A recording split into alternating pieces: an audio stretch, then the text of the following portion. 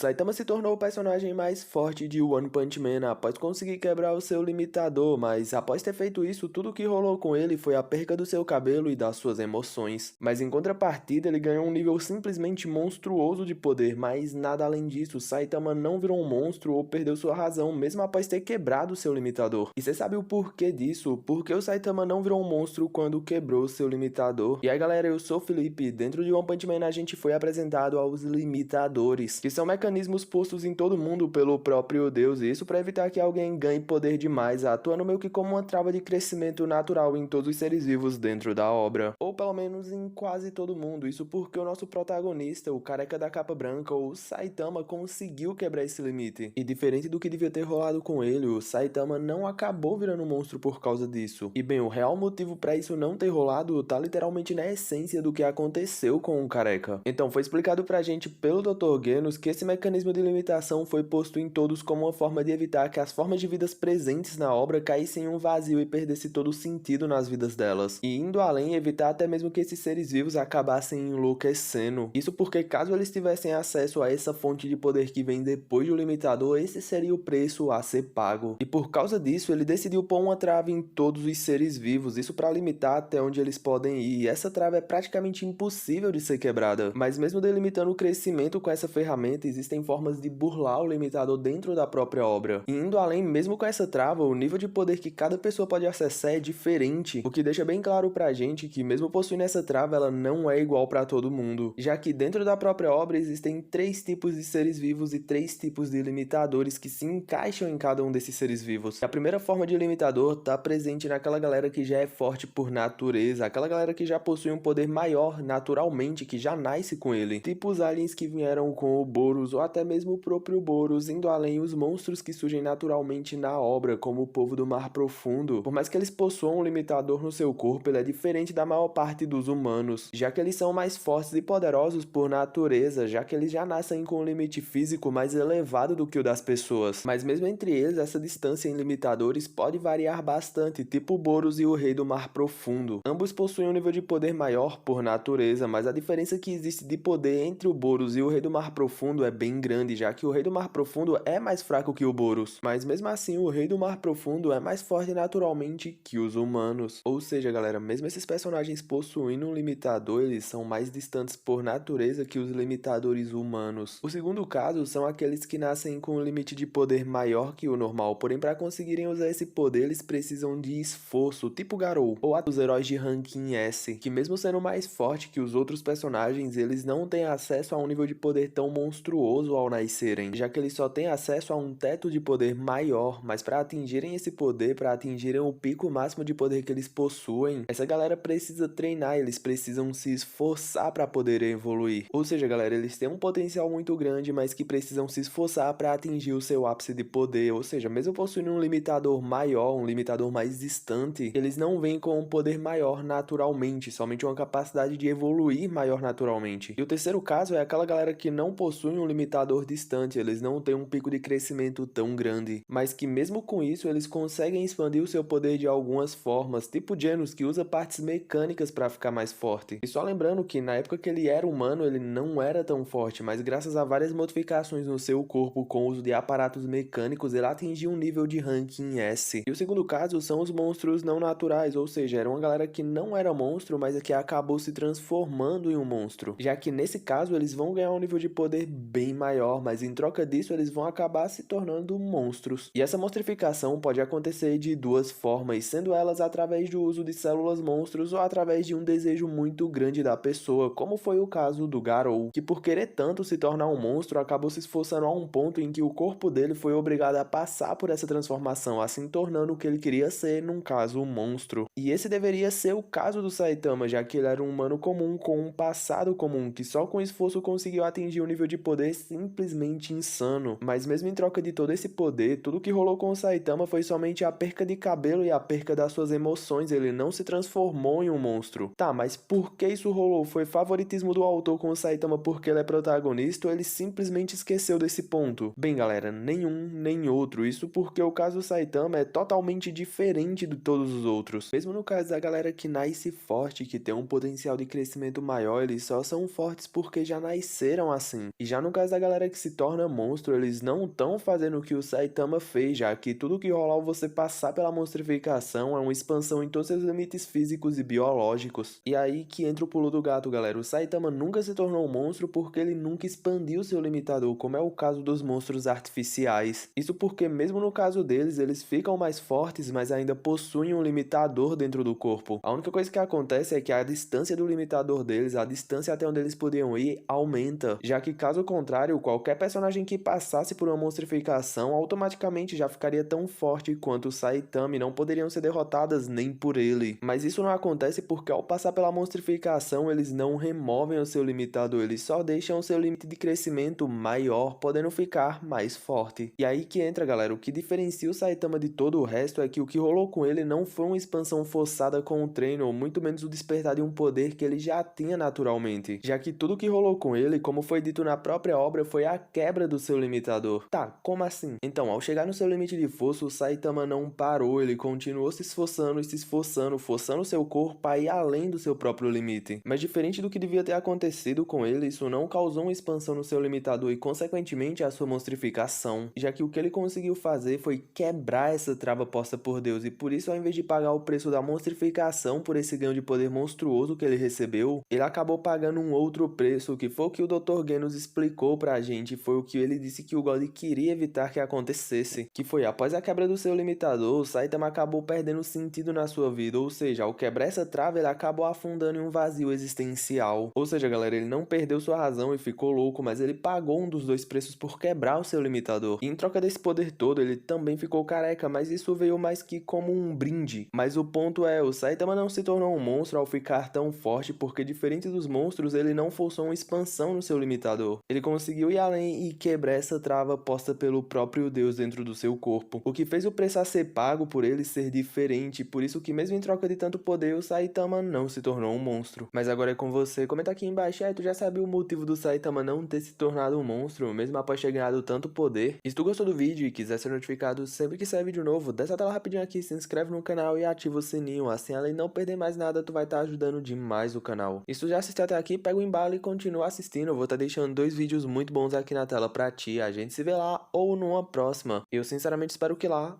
Falou!